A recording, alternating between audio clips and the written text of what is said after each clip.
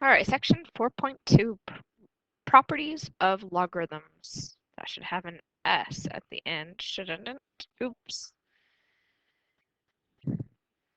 So let's start by learning about a couple of different logarithms that you can do in your calculator. The first one is called a common logarithm, and a common logarithm is log base 10. So grab a pen, log base 10, but we don't write the 10.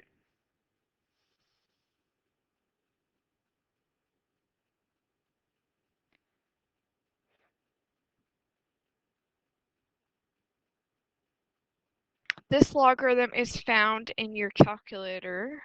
It just says log.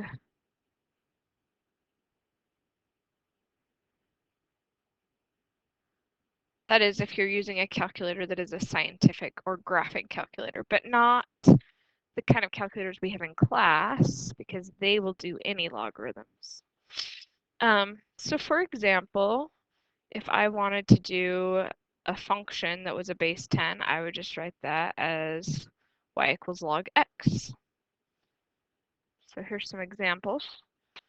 Or if I wanted to evaluate the log of 100, that answer would be 2 because it's base 10. So 10 to the second power equals 100. Okay, let's go ahead and do a little problem here to use that button on our calculators. The state of Utah has one of the fastest growing populations in the country with an annual growth rate of about 2%. The number of years it takes for a population with the growth rate of r to double in size is y equals log 2 over log 1 plus r.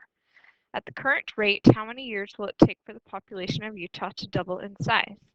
If the growth rate is reduced to 1.5%, how many years will it take for the population to double in size? Okay, so let's start with the first question, which is how long will it take for the population to double in size? So this formula can actually come from solving an equation. They're just giving it to you all set up nice for you, and works anytime you want to double something as long as you know the rates. So 1.02, because we change our 2% to a 0.02 and we add it to the 1.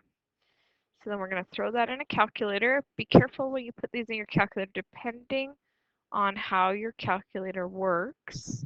You might need to put a parenthesis in there before you hit divide, because if you don't close the parenthesis, it's going to try to put one logarithm inside of the other, and you will not get the right answer. So this should result in approximately 35 years.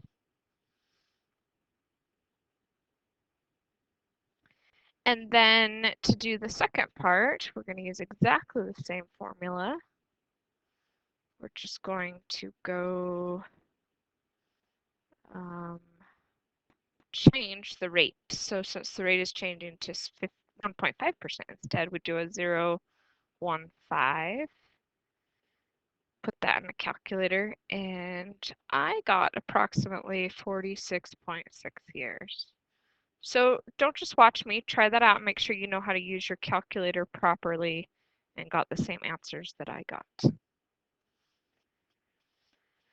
Okay, the second type of logarithm in your calculator is known as a natural logarithm, and that is a log base e. Now I know you're probably thinking, what is e? Don't worry, we will learn.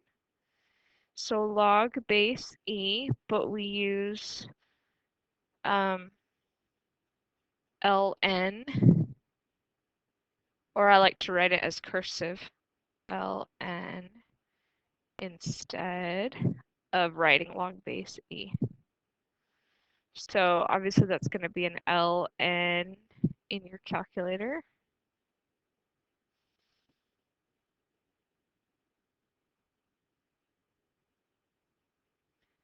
And examples of using base e, we would just, if we had like a function, we could write it as y equals natural log x. We don't even say base e, we say natural log. Okay, so let's talk about what e is. So e is called a transcendental number, kind of like pi, but it has a different definition than pi and a different purpose than pi does. It's just similar in the fact that it's irrational and we label it with a letter. It actually comes from a mathematician named Euler. Um, and so it's named E for him. It's like called Euler's number sometimes.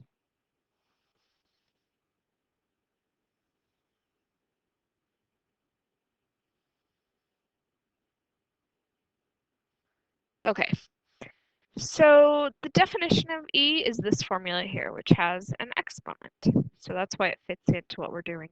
We're going to learn more about this later in the chapter when we do things with money like interest and growth and decay of populations or other things. We will be using E a lot.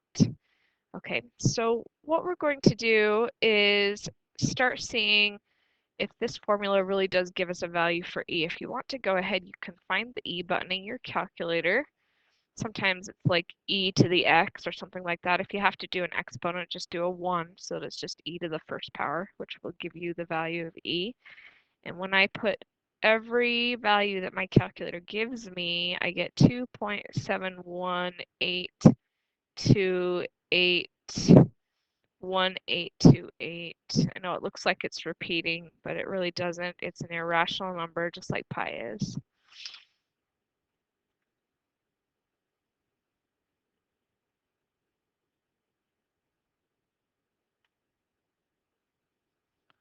Now, the way that we get this number to be as accurate as possible is by using as big a numbers for n as we can. So as n approaches infinity, we can't actually plug infinity into an equation, but we can plug in bigger and bigger numbers to get it as accurate as possible. So just for fun, let's do a little experiment.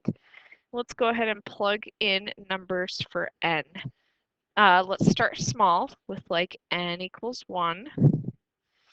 So if we let n equal 1, that would mean that our formula is going to be 1 plus 1 over 1 to the 1 power.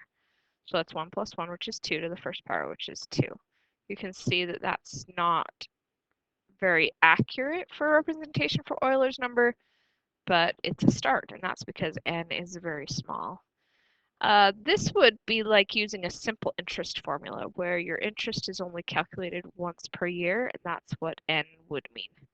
Okay, let's use a bigger number like n equals, what if we compound monthly? So instead of adding interest once a year, we add interest once a month. So that would be 1 plus 1 over 12 to the 12th power. And that gives us a value of 2.61. I rounded that one from my calculator. You guys can experiment with this and throw in other numbers just to see if you'd like. I'm going to go ahead and change from monthly to daily. So let's change n to 365. That means I'm going to go 1 plus 1 over 365 to the 365th power. And I put that in my calculator, and I get 2.71456.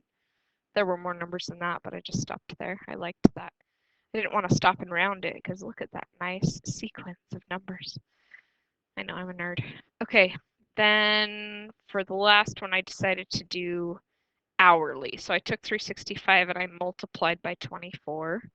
So there's 8,760 hours in a year, unless you're talking about March and April 2020, and then there's much more than that.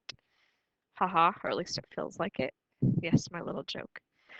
1 over 8760 to the 8760 power. And we get 2.718126691. You can still see it's different from what the calculator gives us by a few decimals down the line, but we're definitely getting closer and closer to the calculator value of E by using this definition for bigger and bigger values of n.